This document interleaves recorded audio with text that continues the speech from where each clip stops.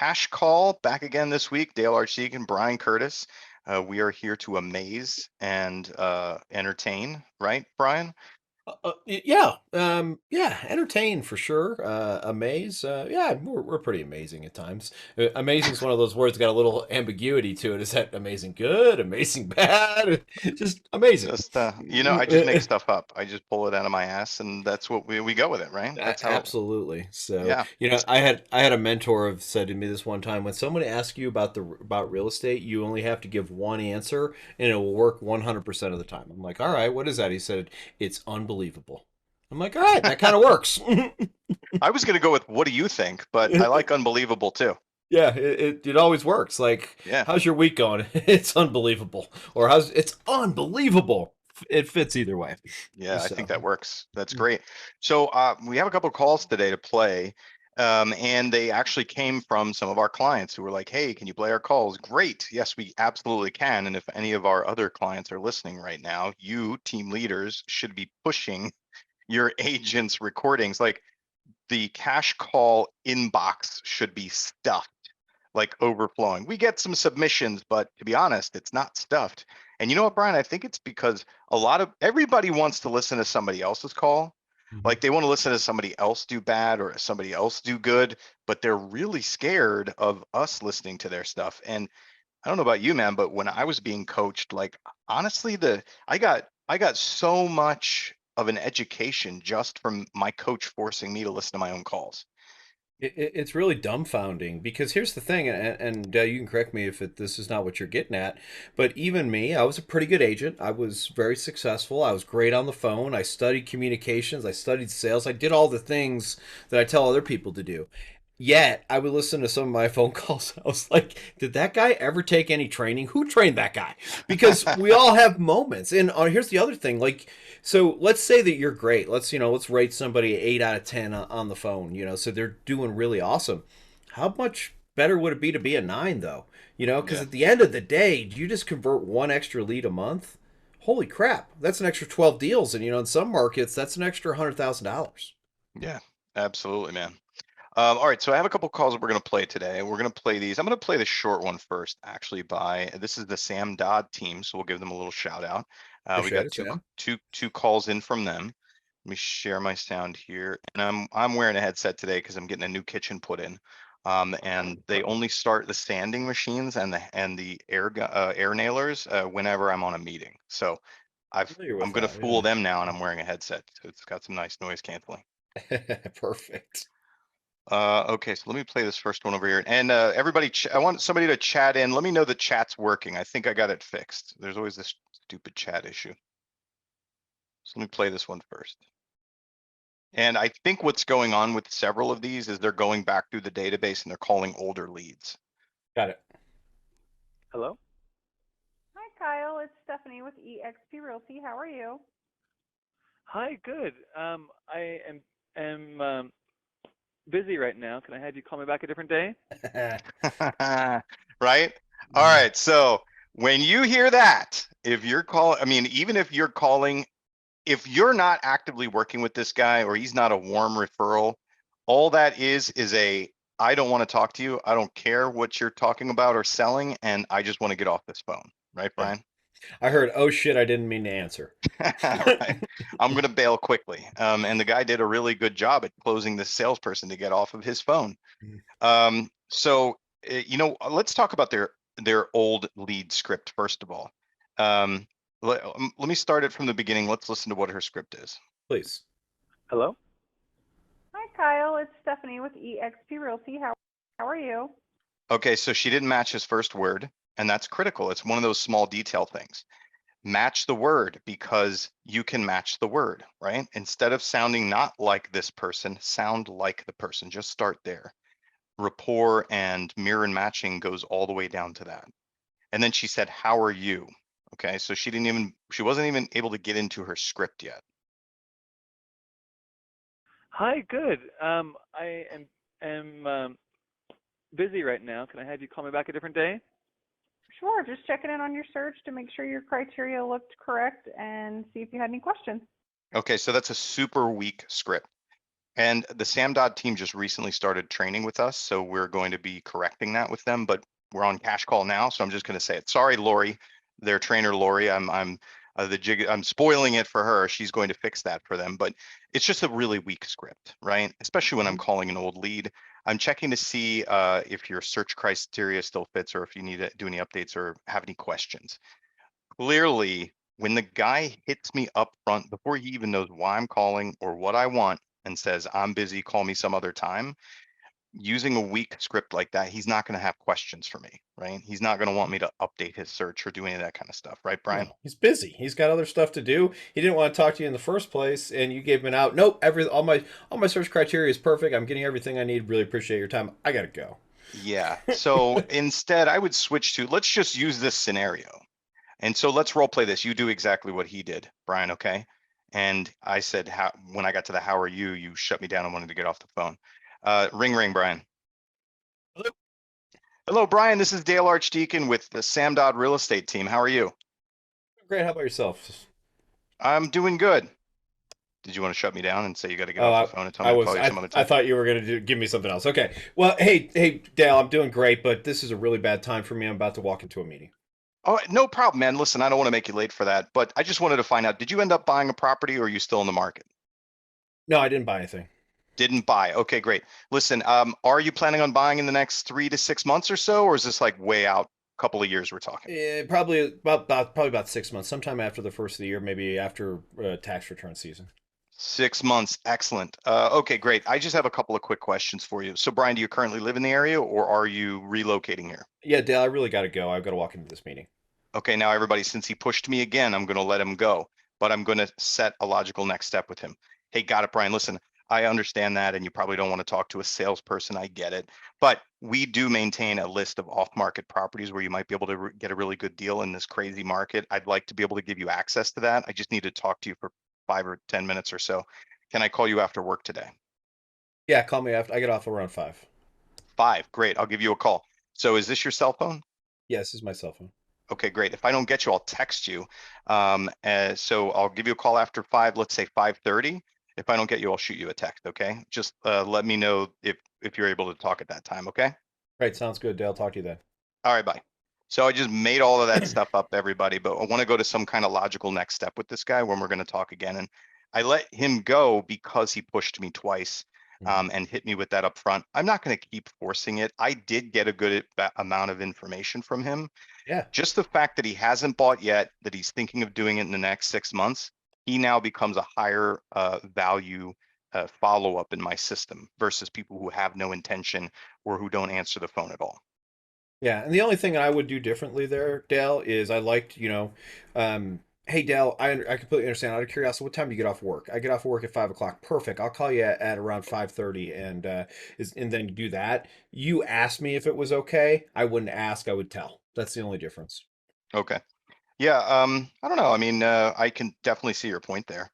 I think I would ask only even if you said that you were busy, I would find another time.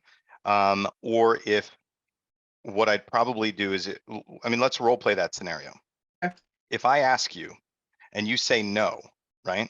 Then I try to find another time. If you're like, I don't know, man, I'm just really, I'd say, listen, I don't want to chase you around. If you're planning on buying, I just want to have a quick conversation with you. And if not, then I don't have to call you, right? If you're not buying, just let me know. Like I would just do a get real with you because Sure. I'm not going to chase you around if you just truly aren't going to speak to me and if you're going to play cat and mouse. But I generally like to get some kind of agreement between the two of us that we're going to do that. I find it to be better in terms of making sure that you do actually answer the phone. And even when I text you. Yeah, it really, and so, those of you guys who are listening, Dale's 100% right. If I say, is it all right if I call you after 5 o'clock and I say yes, then I've got a level of commitment. Mine is a little bit more, I'm just going to push and say, hey, Dale, I'll call you after 5 o'clock since you get off work at 5 o'clock. And sounds all right. So I look forward to talking to you then. So sound good? So Yeah. I'm going to get a little commitment with a slight tie down at the end instead of getting the commitment with the yes and no. And partially because in this specific scenario, I don't feel like I've got time if he says no. No, Yeah. don't call me. Then I feel like I might get pushed off the phone. And again, it's also just my approach. I'm I'd much rather, do it that way. But I can tell you this, Dale will have a higher answer rate than me. I just won't get no. That's the difference. Yeah, yeah, I would agree. And then sometimes people will just yes you and not really mean it anyway, and There still is not that. answer the damn phone. So, that happens a lot too, unfortunately. Yeah, yeah, yeah. Okay, well, yeah, call me, whatever. Right? Yeah, I'm not so answering the phone. so Patrick says this. I like a combination of both. So, if you're stating, hey, so Dale, I'll call you after 5. That sounds good to you? All right, perfect. Yep, And so that yeah. sounds good. Yeah. Let's finish. I want to finish playing this and see where she goes. Okay, and then we'll answer our another question. No questions right now. This is falling. We may be in the market more in the next year or so. So hope. Wow, she got lucky. Did you see that huge pause in the middle where he actually thought about what to say to her? Yeah. And I think she just got kind of, I don't know if she did that on purpose, but it really kind of worked in her favor. Whereas that big gap probably would have been the end of the conversation, in most conversations where they're rejecting you and they don't want to talk to you, and they were too busy to talk to you in the first place. What do you think, Brian? Yeah. Again, I like our approach better. That being said, because honestly, most people, if you say most people, this guy was just nicer. I'm sorry, but he was just nicer. He was, yeah. And because seriously, if I don't want to talk to you, if I'm really busy, uh, I won't be rude, but I'm gonna. It's funny because this happens to me all the time. Somebody calls me up and I answer the phone. It's a real estate agent. I answer the phone a lot more than regular people because there's a chance that there's a phone. And unfortunately, I can't get my phone number off the internet. Like, so people call me even though I don't really actively sell anymore. But my team does, so I'll pass those leads over to them. So it can be hard. But when someone calls me and they're like, "Hey, Brian," da da da da da da da da, I let them do their spiel, and this is literally what I do. Thank you for your time. I'm not interested. Click. Yeah. And that's because some of you are watching go, okay, Brian, you're being a jerk. I'm like, I'm the exact opposite. Oh, I you're would not the rather jerk. I would Um, rather have that than somebody blow smoke up my butt for 15 minutes and not work with me. yeah. That's just my personal opinion.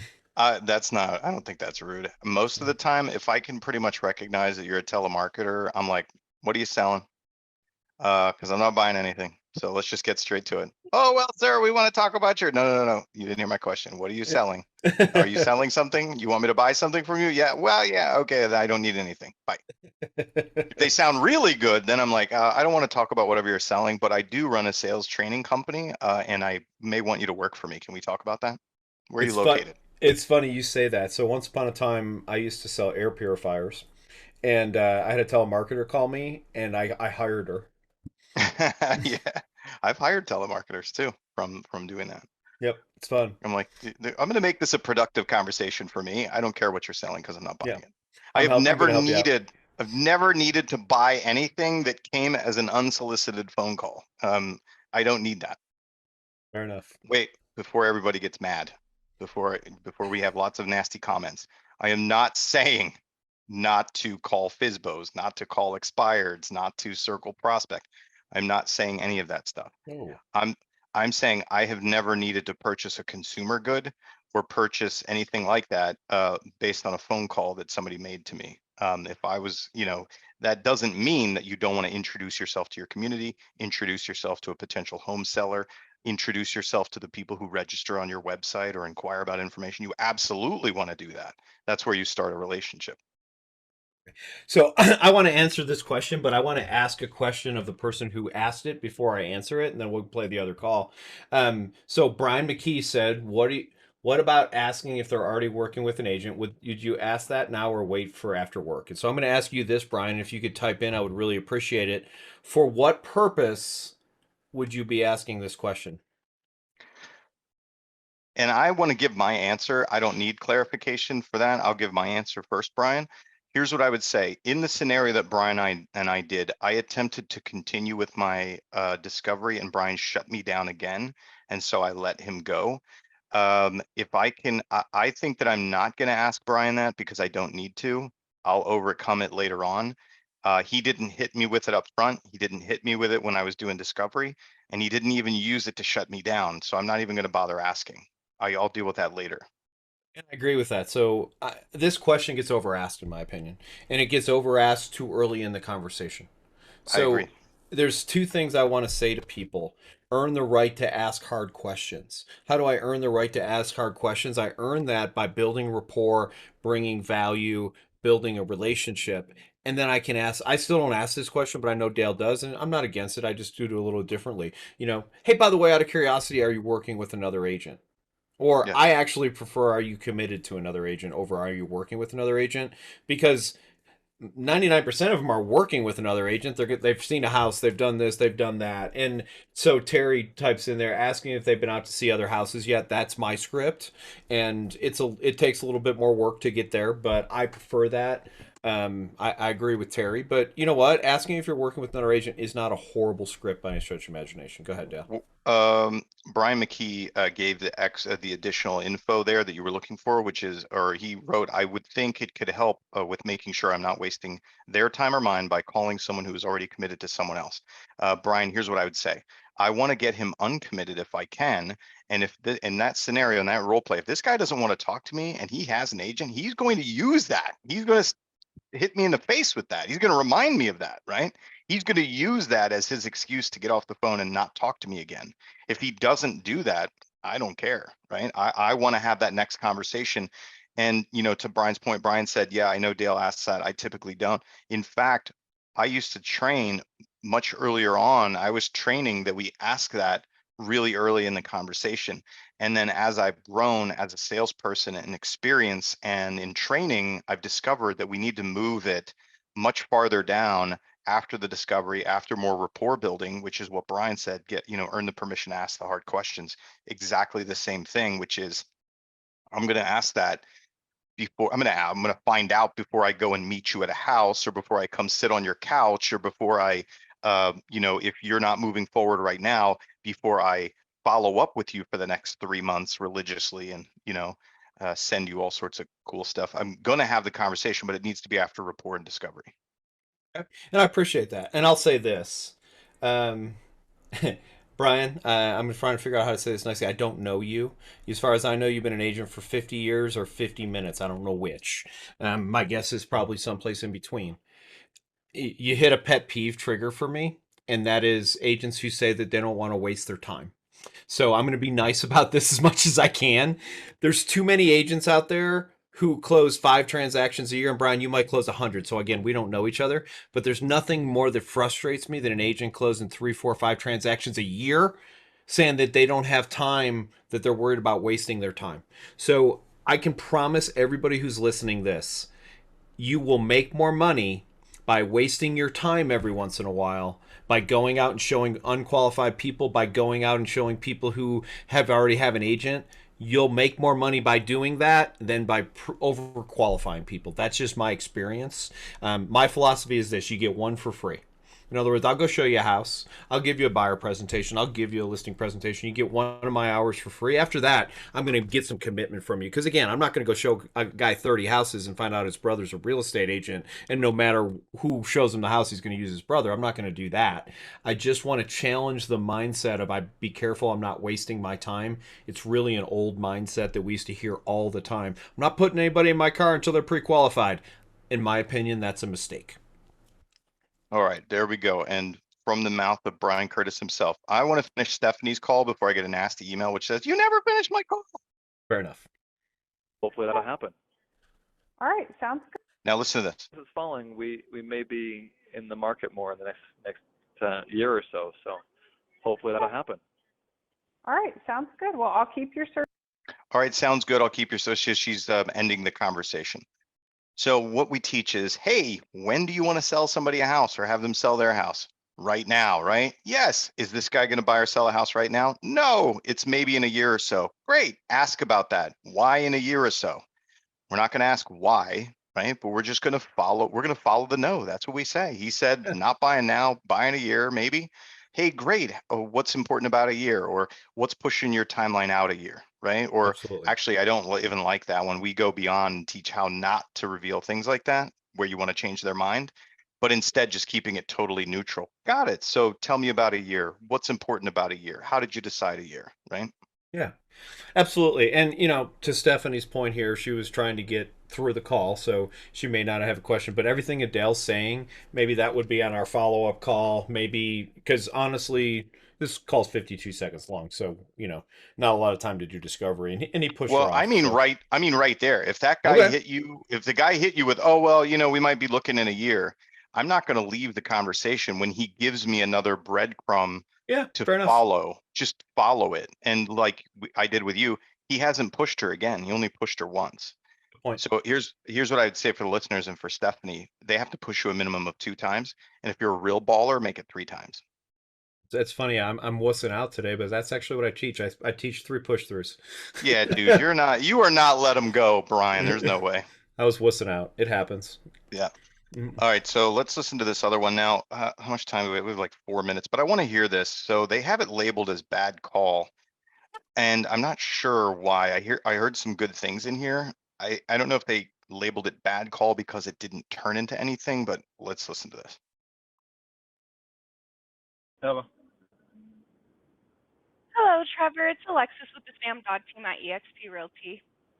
I was just calling to check in because it looked like you had been on our website looking at a few houses, and Sam just wanted me to see if you had questions about anything or needed to go see anything in person.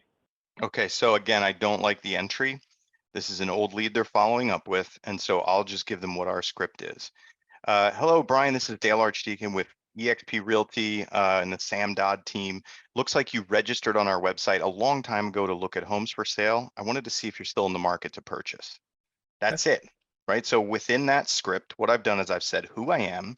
I told you it happened that you did it. You caused this call to happen, but you did it a long time ago, so you might not remember. And I'm going to tell you what I want to know and ask you a simple question. So we use that as our intro script. I use a very similar one. Hey, Dale, this is Brian Curtis, Curtis Realty Group, reaching out to you today because we're following up with people who've made inquiries in the past. I'm just checking in to see what your real estate plans are for the rest of the year and going into next year. But now I would do that differently in January than I would now, but it's October, so I'm saying the rest of this year and going into next year. So Yeah. it's the same script, but it's just a different version of it. So for everybody listening, Brian and I both have a question that someone can answer versus I just wanted to see if I could help you or if you had any questions. Nope. That is, yeah, no, no, that's the answer to that one. No, I'm good. nope, I'm good. See you later. So you hear the difference in the two, right? One, me and Brian and I will use proper grammar proper here. English, yeah, whatever. Proper English. Brian and I are being very clear. We're controlling the conversation and we're giving you a simple question that you can answer versus these nebulous scripts that get taught a lot and we hear them a lot. We fix these a lot when clients come to us, which is, hi, I'm a strange salesperson. Would you like to hang out and tell me stuff? No, I would not like to hang out and tell you stuff. If you ask me a direct question, I can answer it for you, but not just hang out and ask and tell you stuff. And Alexis, I'm not making fun of you. I was just saying it's a terrible script. You sound awesome. Not at this time. I'm just kind of keeping an eye on the market. See what Absolutely. Do you have any questions about kind of what's happening in the market or anything, or do we need to update your search criteria at all? No, I don't think so. We're probably. I'd be more to the point. Got it. Yeah. What do you think about the market? Right. Ask them a question that makes them elaborate. I would say this, there's very few exceptions to this. Get away from the yes, no questions. The one word answer questions. One of the reasons that I use the script that I do and Dale uses the script he does, you can't say no to that. I mean, you can, right, but it's asinine, right? It's not gonna. It's gonna be I would say no to it, regardless of what the script is you use, because I hear I know it's a script, right? I know what you're doing, but the average human being who is not Brian or Dale, right, who doesn't have these superpowers, they can't just say no to it. It's uncomfortable. Would you like to go and look at the house on Tuesday or Wednesday? No. It doesn't make sense. Right. So you got to ask questions that people actually have to engage their brain and start a dialogue. Yeah. All right. So let's keep playing it a little bit more. Maybe going to get serious next summer. I just seen if prices were starting to come down. I mean, I work in construction, so I know things are slowing down a little bit. Yes, yes. just kind of waiting to see if they're going to come back. And do not affirm a lead's objection to you that gets in the way of doing what you want them to do, right? I want you to buy a house now. I want you to sell a house now. I want you to meet now. I want you to sign now. I want you to reduce now. If they say something that flies in the face of that or is going to make it harder for you to then overcome that or help them through it later on, don't acknowledge it. I would say don't reaffirm it for them. What do you think, Brian? Yeah, I use the word re-cement. Like, don't take their objection and go, yeah, believe that. Yeah, and now let me argue with you and tell you why you shouldn't believe Right. that. That doesn't So, make any sense. things like, I can appreciate that. That's different than, yes, you're right. I can Yeah, appreciate your point of view. A lot of people I talk to say that. I go neutral. I'm like, got it. Okay. And then I go in with my question. So let's take what this guy's saying. We're watching the market. Maybe next year. I'm in construction. I know that, in some cases prices are coming down. Okay, got it. So what's important to you about the prices coming down? And a follow-up question would be, how did you decide a year from now? Right? I just want to understand that. I don't have to get into your agreement or disagreement about your house prices. I want to know what it means to you. How Yeah. is that important to you? And how is that driving your decisions? And what you'll hear if you get into this conversation, which we don't have time to play the whole thing, but what you hear when they get into this conversation is that basically the guy wants to buy. He's like, yeah, the house that we need is going to be too expensive. I can't do it. But you know, uh, what we don't get to is, why do you need the house? Why do you need that bigger or more expensive house that's currently out of your price range, right? And we don't really get into the what that's going to do for them or what they need, right? Wait, somebody's chatting in. They're actually listening. Wait, is Sam, or I don't know who's logged in. Yes, definitely hear the difference. I need the scripts. Can Lori get those for us as we continue her training? Yes, Lori is going to teach you how to do all of this amazing Jedi mind stuff. Okay, great. I need more than Sam's training. No, we love Sam, but yeah, that's why Sam brought us on, is to do more training. And Alexis, it's Alexis. Okay, great. Thanks, Alexis. And what I'll say, Alexis, is in that call, we don't really get down to this guy's why he needs this. And a lot of the conversation circles around his fears, his perception. I know Alexis tried to sort of objection handle him and tried to throw in different information about the market or tried to re-guide him. But it didn't really stick. It just kind of bounced off what he was doing. And so I actually have this format that we've been teaching Brian recently for waiting for the market to crash. And here's what we do. So basically, I understand you. So you say, Dale, I'm going to wait for the market to crash, for instance, Yeah, right? I think the market's going to crash. I'm going to wait. Got it. So Brian, when you say crash, market crash, what exactly do you mean?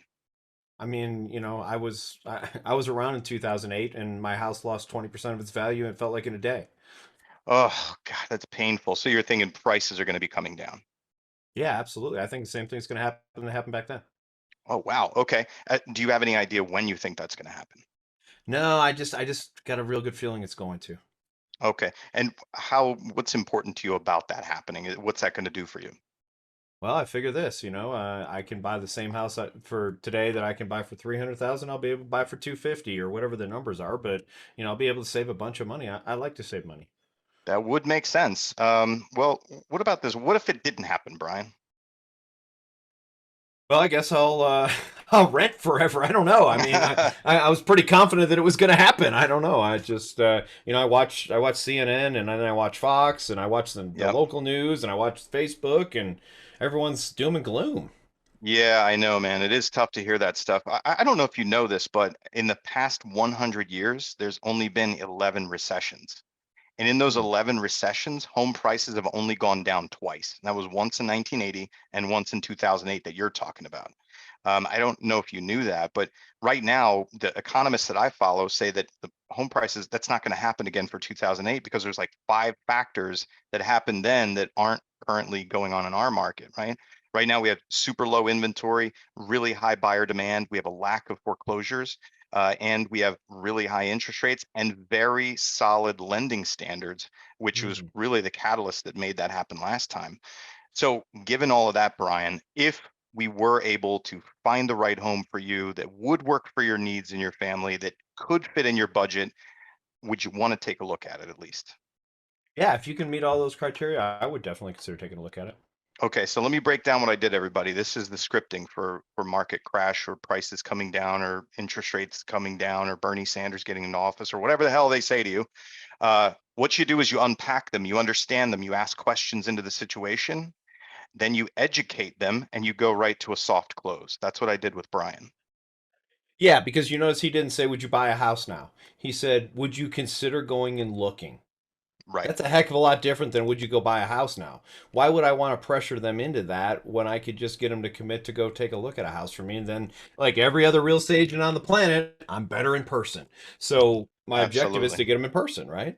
So yeah, and there's some really interesting things that you did there. I've got similar scripts to that. I was teaching it to a class this morning, as a matter of fact. One of the things I'm saying is I'm looking at inventory from 2010 and inventory today, and it's about 5 times more demand now than we had back in 2010. And I use that. And then I'm also harping on experts. So the experts are saying that the market is going to continue to increase, not nearly as close as much as it was, but we're looking at 3 to 5% over the next 5 years on the average. So you could be looking at somewhere between 17 and 25% appreciation if you were to wait 5 years for buying the exact same house. That doesn't sound like something that makes a lot of sense for you, does it? No.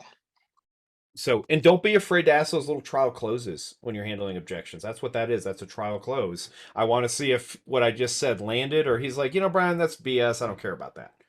If I Yeah. get him to go, no, that sounds horrible, then now we can continue the conversation. If he says, look, Brian, yeah, I know all about this stuff. I appreciate it. You're just being a salesman. You're trying to sell me something. So, but I laugh. Sometimes you go and go and go and go, and they're like, they had that thought 15 minutes ago because you don't bother to do any kind of tie downs or trial closes. Yeah. Yeah, exactly. All right, everybody. We went a little bit over time. Look at that, 7 minutes, Brian. You guys can all mail the checks to us directly for the extra 7 minutes. No, we love it. Good seeing everyone. Thank you for showing up and participating. To the Sam Dodd team, thanks for sending in those calls. And Lori will definitely help you. I like in the chat, they were like, these were from before we started with her. So they're like, oh, it's not. We've improved. We've learned. I get it. I know. So you'll be submitting new calls for her to listen to. Everybody, thanks for joining us on Cash Call. Appreciate it, everybody.